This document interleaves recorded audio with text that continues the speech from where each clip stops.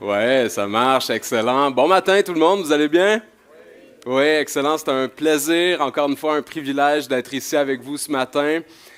Euh, je me sens comme un enfant ce matin, j'ai beaucoup aimé la prière qui a été faite, ce qui a été dit. Je me présente à vous ce matin comme un enfant, je me sens toujours comme un enfant de toute façon quand j'ai une poudre dans les mains, j'ai l'impression que je me vais construire une cabane dans ma cour, là, puis que je vais taper pendant 12 heures dessus, puis que ma mère va m'amener une limonade, puis que ça va être la vie, là, tu sais, ça va être vraiment extraordinaire. Je sais pas si ça vous fait ça quand vous touchez des matériaux de construction, ça doit être je sais pas, quelque chose dans ma tête là, qui... mais non, ce matin, je ne suis pas venu prêcher sur la construction. Je prêche, vous savez, je prêche souvent sur les pratiques chrétiennes, hein, sur la praxis, et c'est un nouvel aspect, un nouvel angle de la pratique chrétienne que je voulais vous amener ce matin, parce que c'est mon métier. Hein. Je pense que la foi et la conversion est primordiale, mais la manière dont nous marchons en tant que disciples, en tant qu'enfants de Dieu, en tant qu'enfants qui s'adressent à des enfants, et la joie qui vient avec ça est primordiale dans notre manière d'être au monde et d'être chrétien. Donc, réenchanter le monde, je veux juste faire une petite aparté parce que la toile est une vraie toile hein, qui est en exposition présentement au musée à Magog. On est allé au musée, on va au musée une fois par nouvelle exposition couramment avec ma jeune fille. Et puis on prend en photo des peintures qu'on essaie de reproduire par la suite. Et on est arrivé hier et quand ma fille a vu cette peinture, elle a dit « Wow, je suis enchantée, papa ». Puis là, j'ai fait réenchanter le monde. Exactement. Donc, c'est de ça que je veux vous parler ce matin. Cette poutre est particulièrement importante pour moi, pour ce qu'elle symbolise. Hein. Il y a plusieurs années de ça, j'étais en mission dans le Bronx, hein, et dans Harlem.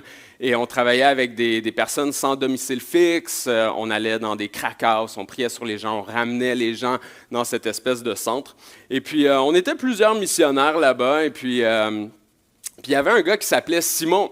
Simon, il était spécial, là, il était excentrique. Là. Puis on construisait souvent des choses, puis il était souvent en train de construire des affaires un peu spéciales. Tu sais. Puis là, il venait nous voir au bureau là, tu sais, où on accueillait les personnes sans domicile fixe, puis il y avait cette poutre sur son épaule, une poutre qui était beaucoup plus grosse, là, tu sais, donc plus impressionnante. Puis là, on se disait, il doit être en train de construire quelque chose. Puis il jasait avec nous de manière super banale, comme ça, puis blablabla, puis il disait rien, puis il repartait. Puis à un moment donné, regardez Simon qui est revenu nous voir au bureau, puis Simon, ça fait 6 jours que tu portes ta poutre, là. Qu'est-ce que tu fais? Qu'est-ce que tu construis? Puis là, il m'a regardé d'un air un peu... puis il a dit, mais non, Paul, c'est la poutre qui est dans mon œil. Puis là, il a pris la poutre et il a dit, maintenant, c'est la poutre qui est dans ton œil. Puis je me souviens, dans le bureau, on a tout fait, non, laisse pas la poutre ici. Puis il a fait, merci, voilà, je te donne la poutre. Et ce qui était impressionnant avec cet événement-là, bon, déjà, je m'imagine bien cette poutre dans mon œil, mais la poutre dans mon œil serait probablement bien plus grande et bien plus chargée que ça. Et Dieu merci, Christ la porte pour et avec moi. Amen.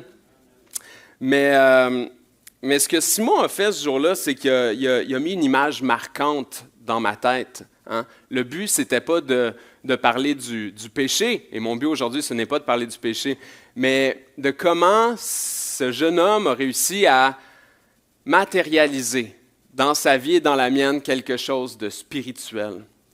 De me rappeler de manière très, très, très concrète l'action du sacré dans ma vie, de me rappeler l'action de la grâce et de me rappeler l'action de la croix.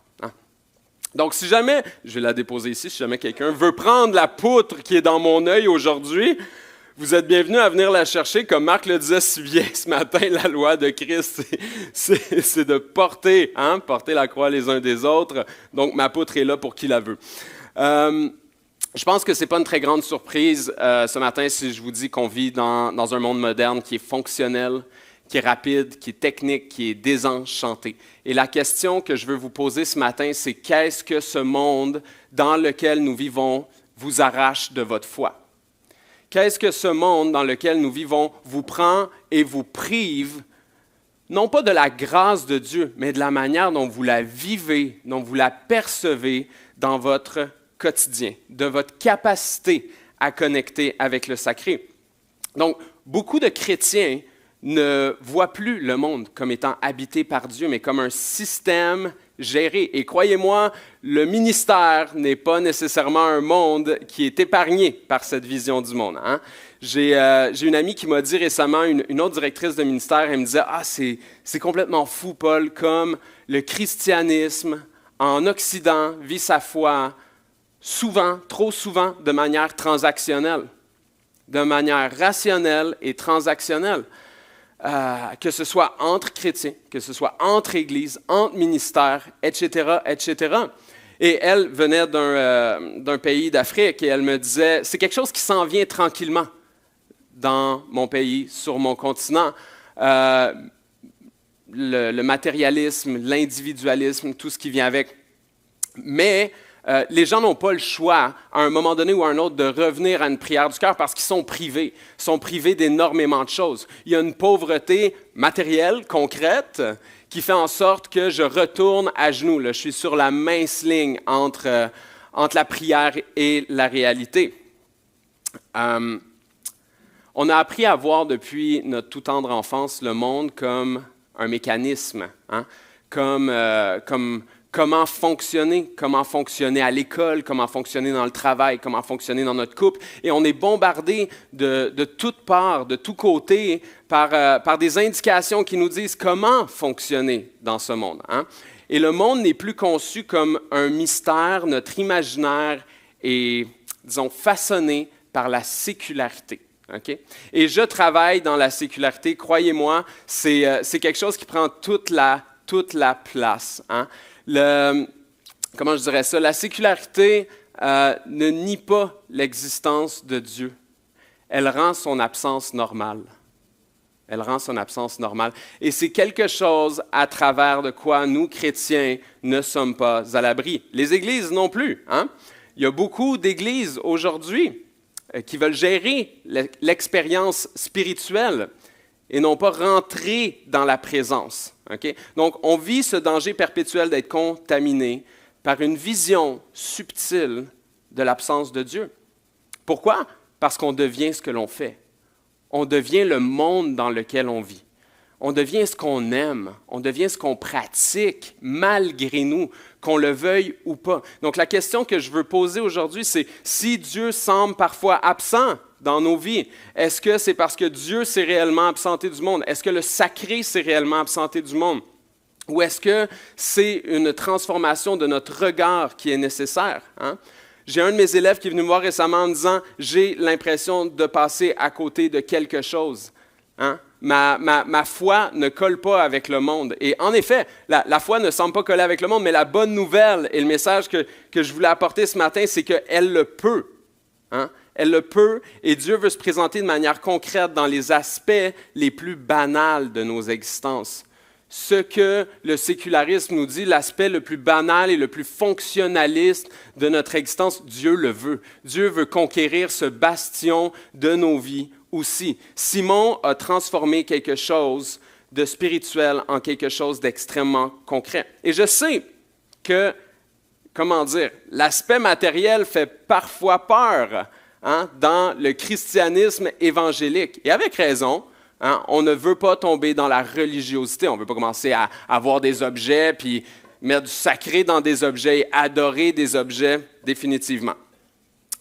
Du coup, on a cette tendance à tout spiritualiser, ce qui est très bien. On veut tout spiritualiser. Mais le danger qui nous guette, ce n'est pas de tout spiritualiser, c'est de tout rationaliser. C'est de tout rationaliser. Et la ligne est très mince entre tout spiritualiser et tout rationaliser ce qu'on fait. J'en reviens à l'enfant. L'enfant réenchante le monde. L'enfant est émerveillé par le monde. L'enfant que Dieu nous appelle à être dans ce monde est émerveillé. Okay? Donc, par ce rationalisme, on court nous-mêmes le danger de tomber dans notre propre religiosité. On court nous-mêmes le danger d'oublier de spiritualiser l'existence et d'y voir le sacré. A.W. Tozer disait « L'Église moderne est plus rationaliste que spirituelle. Nous avons perdu le sens du miraculeux et du surnaturel, et ce faisant, nous avons perdu la puissance de Dieu. » C'est des gros mots. En parlant du sacré, toujours, dans son livre « Vivre en chrétien dissident », Rod Dreher dit « Incisif et lucide, il place le chrétien devant le vertige des temps d'aujourd'hui et de demain et l'appelle à la fois profonde à la résistance familiale, à la soif de la vérité, seul à même de fissurer les fantasmes d'une époque qui nous infantilise. Excusez-moi. Et nous noie dans les paradis artificiels. Okay? Et je comprends que la question de la puissance de Dieu, on y croit, on la voit, mais en même temps, il y a eu des abus. Hein? Il y a eu des abus. Et c'est vrai, il y a eu des abus. Le religieux fait peur d'un côté, et il faut se l'admettre, on ne veut pas trop concrétiser les choses. Puis d'un autre côté, le trop spirituel fait peur aussi parce qu'on a vu des dérives. Du coup, on a cette tendance à se tenir au milieu. Mais le danger, et c'est pas mal de se tenir au milieu parce que l'équilibre est souhaitable, mais pas la tiédeur. L'équilibre est souhaitable, mais pas la tiédeur. Et encore une fois, la ligne est très, très mince. Hein? Donc, la question ici, c'est comment est-ce qu'on se présente le sacré dans notre quotidien. Dans mon travail, j'ai été surpris de constater que quand je pose la question aux gens, aux jeunes, c'est quoi la place du sacré dans ta vie? Qu'est-ce que tu veux dire? Ouais. On est habitué à des mots, hein? On utilise des mots, on est des êtres de symboles, de sens de mots. Hein? La foi, repentance, édification, on entend ces mots-là, là, ça roule, là, je peux les pitcher. Mais si je dis sacré, OK, qu'est-ce que tu veux dire sacré? Oui, OK, mais c'est comment que tu rentres dans la présence de Dieu dans ta vie, dans ton quotidien, dans ton moment présent, dans les moments les plus banals de ton existence pour faire un contrepoids à cette mécanique, à faire un contrepoids à la vie, au travail, à ce qui essaye de te rouler dessus, à ce qui essaye de te faire oublier que Dieu est présent en tout temps, à tout moment, en tout lieu, à partir du moment où tu le désires fermement. Hein? Donc, j'ai un étudiant qui est venu me voir un moment donné et qui me disait « Je ressens pas le sacré, je ressens pas la présence de Dieu. » Bon, OK, fait que, il dit « Mais j'ai eu une idée, j'ai eu une inspiration. Hein, il y avait un petit job d'été, puis il voyageait pas mal, puis il disait « Moi, j'aime bien ça, boire des cafés. » Puis j'ai dit « That's my boy, man. » Viens, attends, on va boire un café. Moi, j'aime ça. J'avais besoin d'un café le matin. Fait que j'ai commencé à faire cette étrange pratique. Chaque fois que j'allais m'acheter un café, j'achetais un café pour Jésus. Puis là, je m'asseyais dans le restaurant, puis je mettais un café devant moi, un café de l'autre bord, j'ouvrais ma Bible, puis je prenais un temps pour parler avec Jésus. Puis là, il y avait toujours la serveuse qui passait puis qui me regardait étrangement. « Attendez-vous quelqu'un? » Puis non, il est déjà là, mais bon.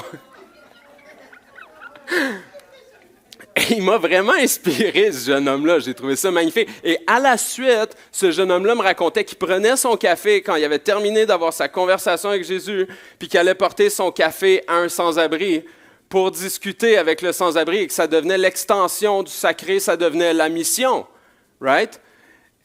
Et quand il m'a dit ça, j'ai la phrase de Shane Claiborne qui m'est revenue en tête. Hein, « On adore un sans-abri sur une croix le dimanche et nous ne sommes pas capables d'aller voir le sans-abri le lundi d'après. » Donc, comment est-ce qu'on fait pour concrétiser le sacré dans notre vie? On va rentrer tranquillement dans la parole. Genèse 28, 16, 17. Petite, mais efficace.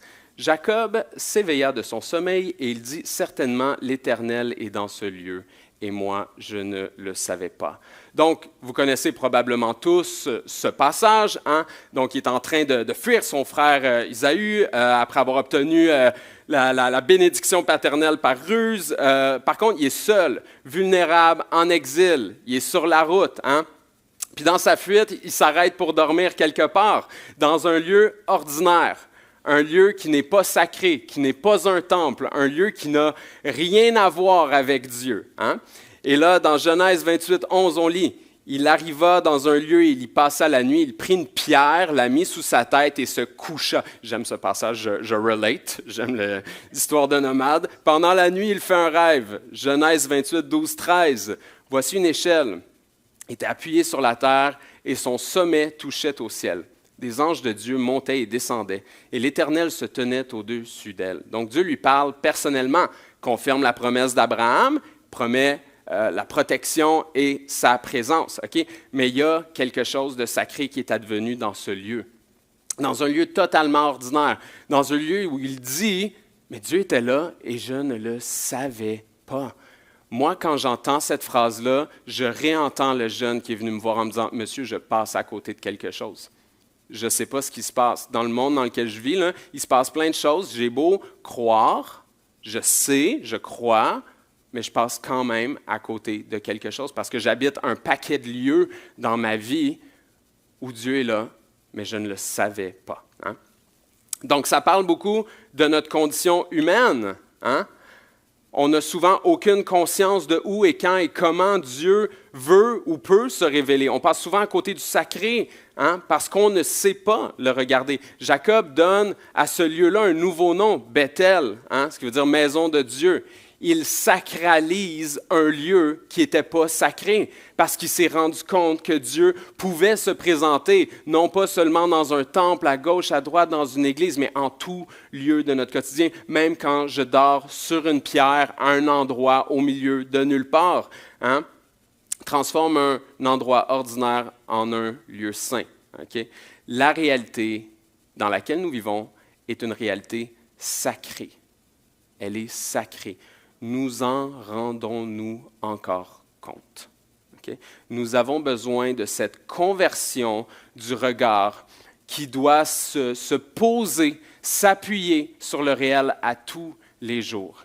Une reconsécration de notre être, une reconsécration de notre foi pour ne pas oublier que Dieu se présente en tout temps, en toutes choses, en tout lieu, et non pas de manière isolée le dimanche, ou de manière isolée quand je prie, ou de manière isolée quand je lis ma Bible. Non, Dieu est aussi là quand je prends mon café. Dieu est partout. Dieu est partout. Mais est-ce qu'on le voit? C'est mon appel ce matin pour vous, Jean Déva, et pour moi-même, parce que c'est un danger qu'on court, et c'est un danger qu'on court aussi dans le ministère. Hein?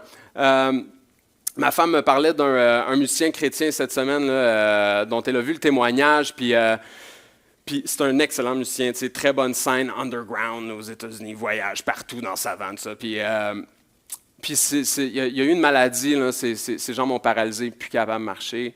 Pendant 2 ans, il ne pouvait plus jouer de la musique, il dormait un nombre d'heures incalculable par jour. Puis il a fait une espèce de retraite à un moment donné, puis il disait, je restais comme 12 heures par jour assis devant la fenêtre. Strahan, si jamais vous ne le connaissez pas, l'excellent musicien. Et puis tout ce qu'il entendait, c'était Dieu qui lui disait « Je t'aime. Je t'aime. » Mais il disait c'était la chose la plus dure à encaisser. Pourquoi? Parce que la seule manière que je suis réellement capable, si on se l'admet, de faire quelque chose pour Dieu, c'est de faire quelque chose pour Dieu. Je suis un doer, je suis un faiseur. Je fais un paquet de choses dans ma vie. C'est comme pour la famille, on fait un paquet de choses, on fait, on travaille, on supporte, on soutient, on ci, on ça, peu importe, là, homme ou femme.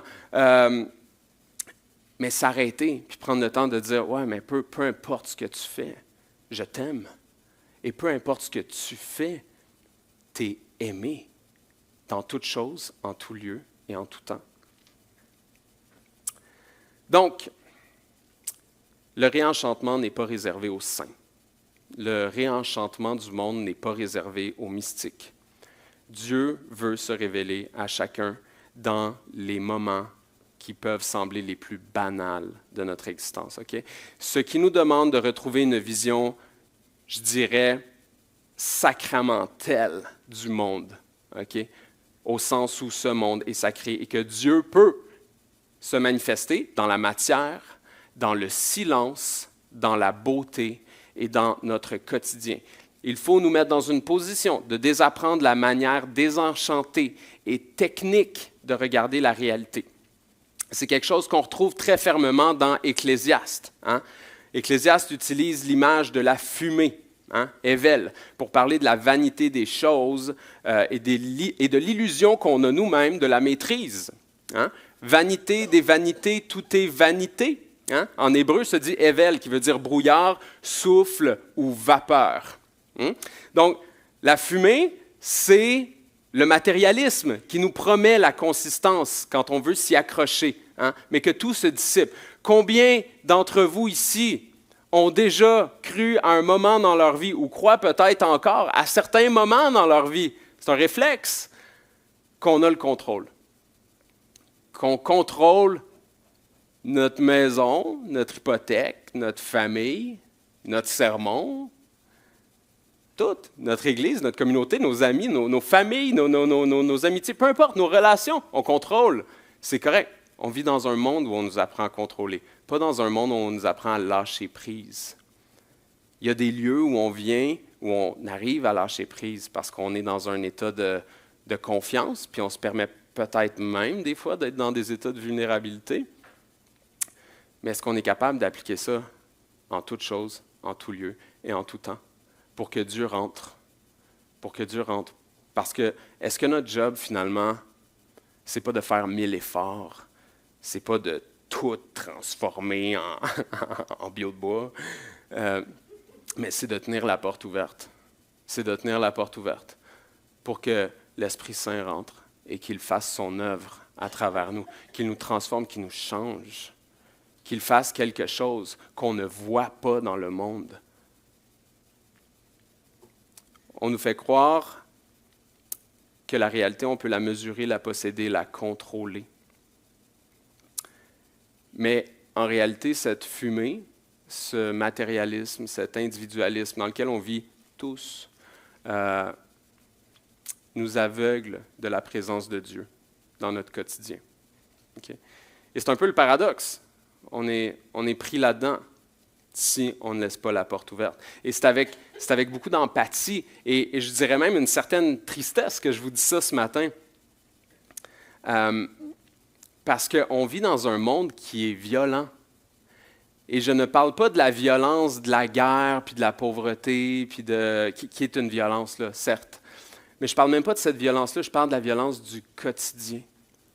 Je parle de la violence qui fait qu'on n'arrête jamais.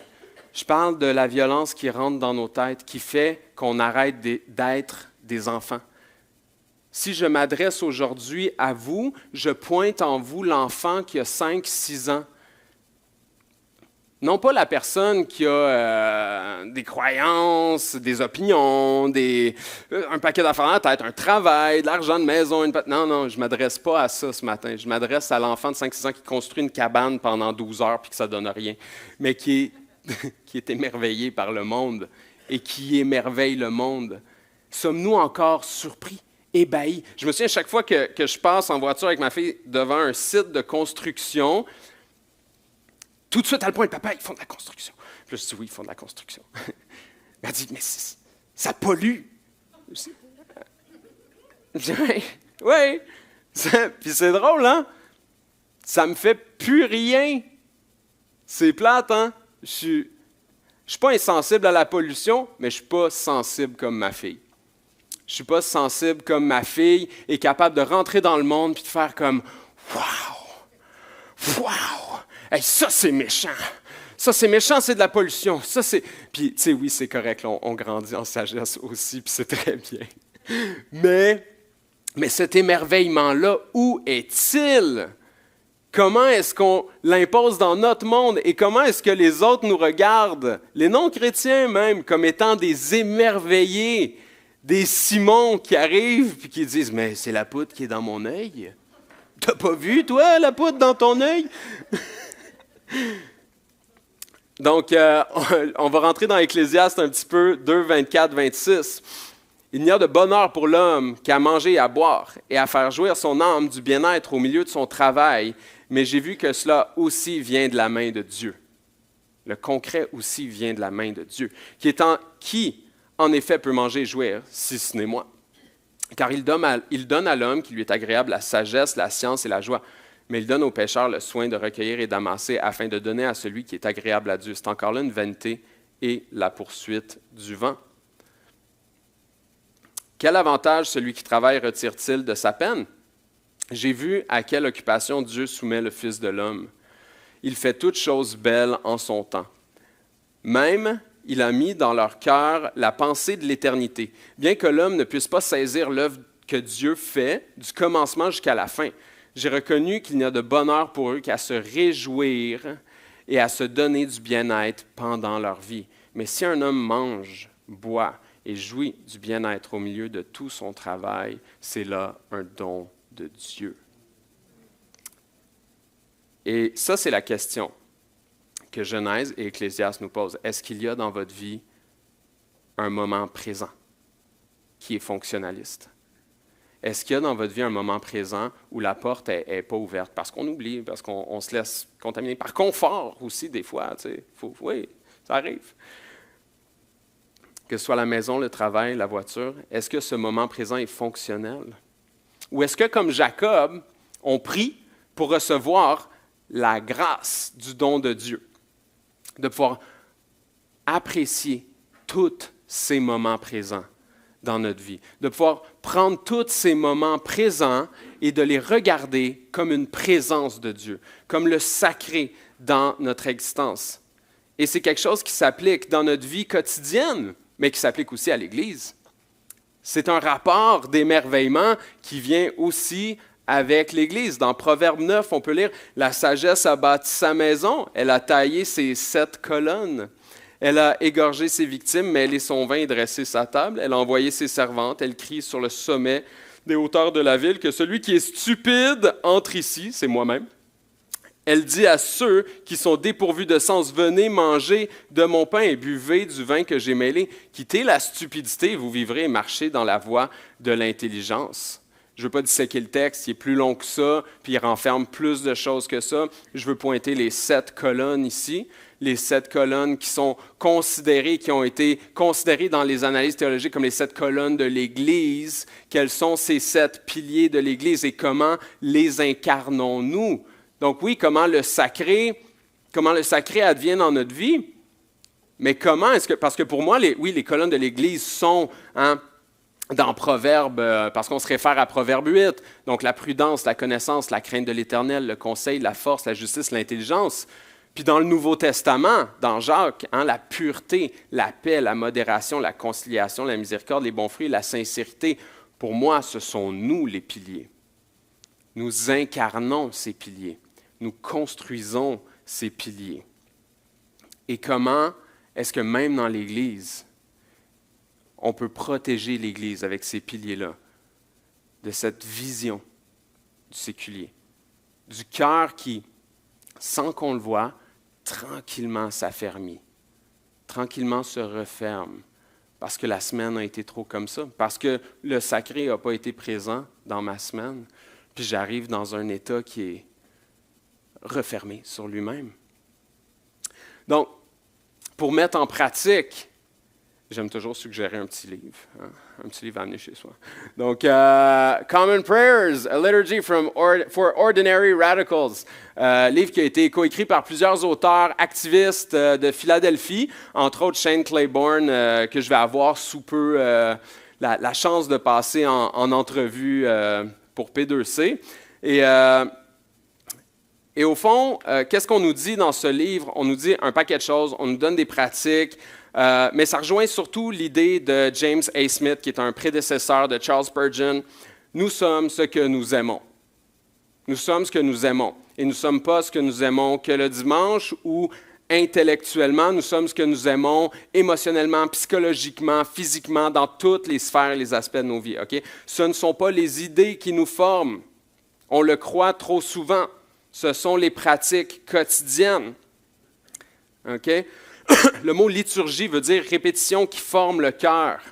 Et je ne parle pas de répétition comme de religiosité et de rigorisme. Je pense que dans le livre, on en parle beaucoup plus comme de discipline spirituelle qui garde la porte ouverte, qui garde cette porte ouverte au sacré. Parce que, et je n'ai pas peur de le dire, si je suis capable de répéter mon existence à tous les jours, Si je suis capable de me lever puis d'aller travailler, si je suis capable de me lever puis de faire la même machinerie quand je fais mon café le matin, là, les yeux à moitié fermés que ma fille, papa, fais-moi déjeuner, puis je répète les mêmes gestes 1 million de fois dans l'année. Je pense que je ne devrais pas avoir peur de le faire pour ma foi et de le mettre en place au nom de Dieu, pour la présence de Dieu dans ma vie. Donc, je ne vous fais pas le topo du livre au complet, mais il y a un passage qui était vraiment intéressant. C'est un mouvement qui a été créé aux États-Unis, à Philadelphie principalement, qui s'appelle le Nouveau Monachisme, New Monasticism, qui a été inspiré de Dietrich Bonhoeffer, un concept qu'on peut principalement retrouver dans son livre « De la communauté ». Et l'idée, c'était... lui, il disait qu'on avait besoin d'un nouveau monachisme, pas au sens des vœux là, de chasteté, de l'habit du moine, de tout ça, là, mais véritablement au sens où Dietrich Bonhoeffer s'est dit à un moment donné, OK, le moine, l'idée qu'on a du moine, voit Dieu partout, est supposé de voir Dieu partout. C'est ça l'idée qu'on a d'un moine. Hein? C'est quelqu'un qui, en toute chose, regarde à Dieu. Puis il dit, il faut qu'on arrive à faire ça, à mettre ça dans notre quotidien. Il faut qu'on arrive à faire ça, il nomme, pour la survie de l'Église, pour la survie du corps du Christ. Il faut être capable d'incarner ce sacré en tout temps, en tout lieu, en toute chose, dans l'Église et à l'extérieur de l'Église. Donc c'est ça, il parle d'un monachisme séculier, pas d'un ordre, mais véritablement d'une manière de vivre pour barrer le chemin à tous les effets néfastes du séculier, à une manière de créer une résistance familiale, en famille, mais aussi en famille d'Église, et créer dans nos vies et dans nos communautés un contrebalan percutant au matérialisme, à l'individualisme et à la surconsommation. Donc, très rapidement, les 12 marques du nouveau monachisme, qui sont des traits qu'ils ont mis en place, toujours inspirés du livre de la communauté de Bonhoeffer. C'est ça, dans ce livre-là, je vous en lis quelques-unes. Donc, se relocaliser ou passer du temps dans des lieux oubliés de l'Empire.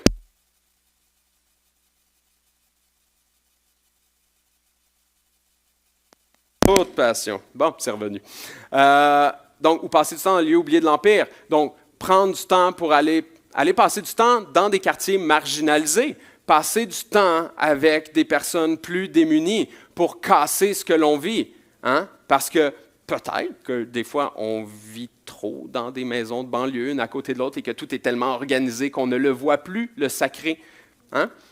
Partager la vie en communauté, prendre des temps intentionnels, partager un logement, un repas, des ressources occasionnellement, pour nous rappeler que nous sommes dépendants les uns des autres. Soumission volontaire à une règle de vie partagée, c'est l'Église. De l'hospitalité radicale, accueillir des pauvres, des étrangers, ou juste accueillir quelqu'un chez eux, ouvrir sa porte aux autres comme on ouvre sa porte à l'Esprit Saint. L'harmonie radicale, l'engagement pour la réconciliation, préférer les pauvres aux puissants, essayer d'avoir une conversion du regard, se battre pour l'appel à la non-violence, la justice, poser des actes intentionnels qui vont potentiellement nous mettre inconfortables, Parce que comme cet ami me le disait, de son pays d'Afrique, de son continent, c'est cette mince ligne entre le confort et l'inconfort qui fait que le jeu se joue, qui fait qu'on retourne à une prière du cœur, qui fait que le sacré rentre ici, ou pas. Prendre soin de la création, je pense que j'ai probablement skippé. C'est parti. OK. Parfait. Donc, prendre soin de la création, simplicité volontaire, soumettre l'économie au royaume de Dieu, pratiquer la direction spirituelle, la confession mutuelle, avoir un rite de prière, de Shabbat, de jeûne, de vie spirituelle régulière. Et tout le monde a ses dons, tout le monde a sa capacité et tout le monde a ses facilités. Hein? Mais comment, dans votre quotidien, dans chaque chose, retrouvez-vous le sacré dans vos vies? Bonhoeffer a dit cette phrase merveilleuse, « Chaque maison est une chapelle de l'Église locale. » Chaque maison est une chapelle de l'Église locale. Et une chapelle est quelque chose de sacré. Une chapelle est quelque chose où Dieu habite et vit. Hein? Donc, comment est-ce que vous sacralisez les choses banales de votre existence, les choses qui n'ont même pas l'air sacralisables? j'aimerais terminer en... Non, c'était déjà terminé, mais je n'ai pas terminé. J'aimerais terminer en lisant la lettre d'un ami sur laquelle je suis tombé cette semaine, Raphaël Caron. Je ne fais pas de publicité. C'est un jeune cinéaste, Van Life Montréal, tout ça, là. Il fait beaucoup de vidéos. On se connaît depuis l'enfance, l'adolescence. Il a écrit ce texte et je trouvais qu'il était absolument parallèle au message de ce matin. Vivre à travers les lentilles. Après toutes ces années à regarder à travers le viseur de la caméra, je réalise aujourd'hui qu'en pratiquant ce métier, il est parfois difficile de se connecter à la réalité. Notre travail relève souvent de l'art de la simulation et fait de nous des maîtres en matière de staging. Inconsciemment, nous sommes toujours à la recherche d'une composition à figer dans le temps. Dans ce métier, il faut aussi apprendre à désapprendre pour se permettre d'exister tout simplement. Pour moi, ce passage s'est fait quand j'ai commencé à créer une séparation entre l'inspiration et la contemplation, deux éléments nécessaires à l'équilibre et à l'évolution de ma personne. Même si nous vivons plus que jamais à une époque de grande multitude en termes de création, de contenu visuel, il est ressourçant, voire primordial, de s'arrêter un moment pour contempler tous les privilèges que nous avons devant les yeux. Et pour terminer, je vous dirais que où que vous en soyez dans votre vie, où que vous en soyez dans votre parcours spirituel ou dans votre quotidien, Dieu veut rentrer dans ce non-lieu où vous êtes, dans les non-lieux où vous ne le ressentez pas, dans les moments où vous êtes couché sur une pierre.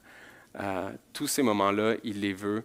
Et je pense qu'il faut garder une intention, les yeux rivés, certes sur Christ, mais aussi sur l'intention de rester émerveillé, de ne pas oublier l'enfant de 5 ou 6 ans qui est à l'intérieur de vous, hein, qui, lui, va nous pointer et nous dire comment regarder et expérimenter Dieu.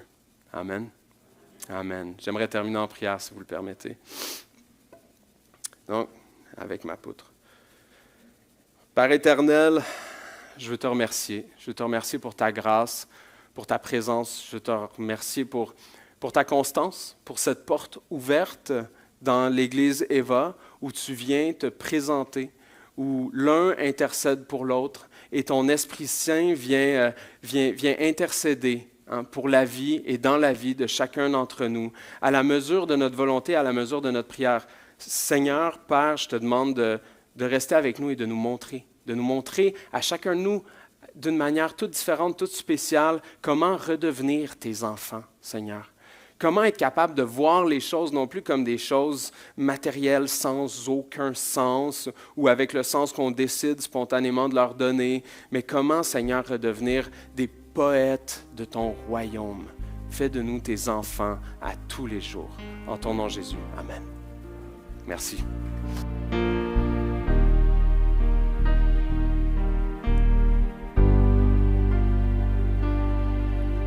Seigneur, viens ranimer le feu que tu as mis en moi. Toi seul peux m'éclairer. Viens, Seigneur, m'ouvrir les yeux. Manifeste ta présence et convainc-moi de ta puissance. Revêt-moi de ta sainteté. Surprends-moi par ta beauté. Manifeste ta présence et convainc-moi de ta puissance, de ta sainteté. Surprends-moi par ta main. Excusez-moi.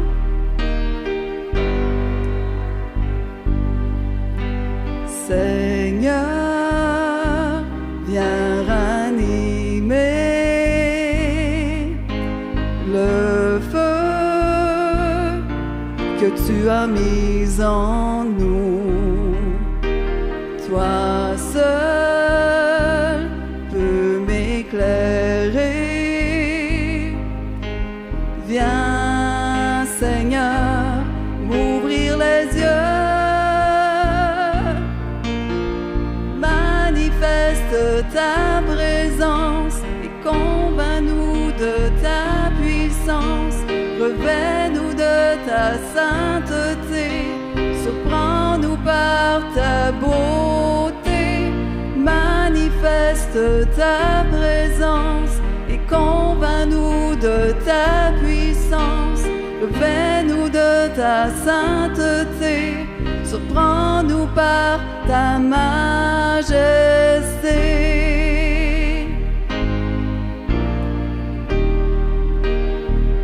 Ta présence et convainc-nous de ta puissance. Revêt-nous de ta sainteté.